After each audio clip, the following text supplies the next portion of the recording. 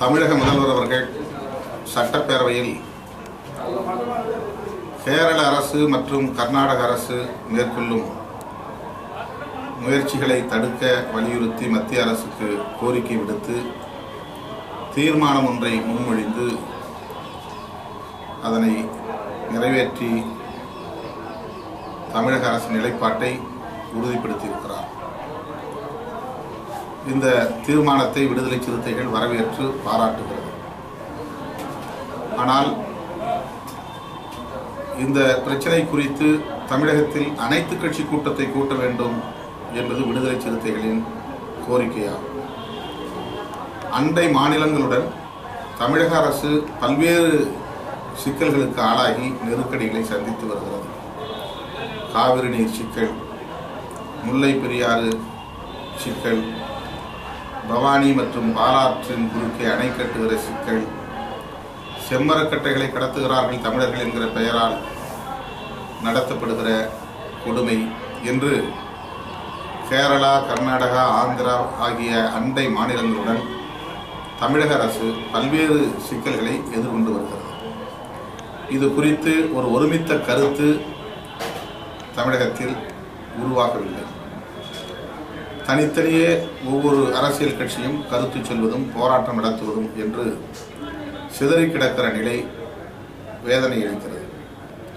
தமிழக அரசியல் கட்சிகள் ஒருங்கிணைந்து ஒற்றை குரலில் பேசாததால் மத்திய அரசு இதில் மெத்தனம் காட்டி வருகிறது.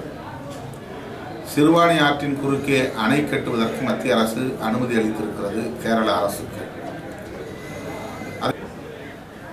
ஆந்திர அரசு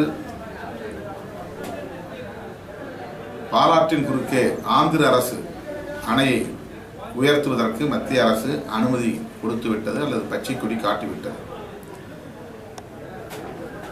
இன்னொரு புறம் செம்மரக்கட்டைகளை கடத்துகிறார்கள் என்கிற பெயரால் தமிழர்கள் தாக்கப்படுவதும், துப்பாக்கியால் சுட்டு படுகொலை செய்யப்படுவதும், தொடர்ந்து கைது செய்து சிறைப்படுத்துவதும் தொடர்கிறது. இப்படி அண்டை மாநிலங்களால் தமிழகத்திற்கு பல்வேறு நெருக்கடிகள் சூழ்ந்துள்ளன. குறிப்பாக இந்த ஆற்று நீர் சிக்கல், நதிநீர் சிக்கல் என்பது இன்னும் 10 ஆண்டுகளில் அல்லது 15 ஆண்டுகளில் தமிழகமே பாலைவனமாகும் நிலை உருவாகி வருகிறது.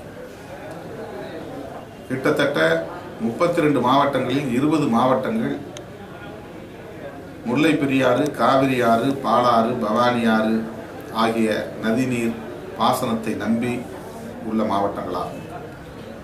இதனால் விவசாயம் பொய்த்து போகிறது. கால்நடைக்கு குடிநீர் ஆதாரம் இல்லாத நிலை ஏற்பட்டிருக்கிறது.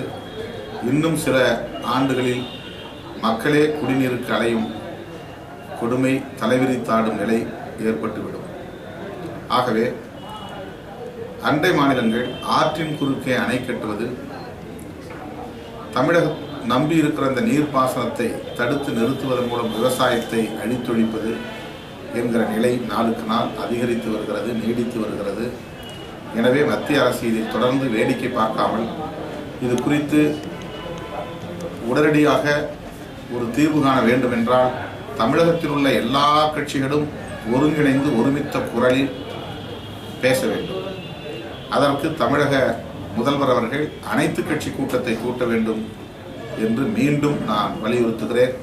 இந்த தீர்மானம் ஒரு வகையில் ஆறுதல் அளிக்கிறது என்றாலும் இதனால் பலன் ஏதும் விளையாது.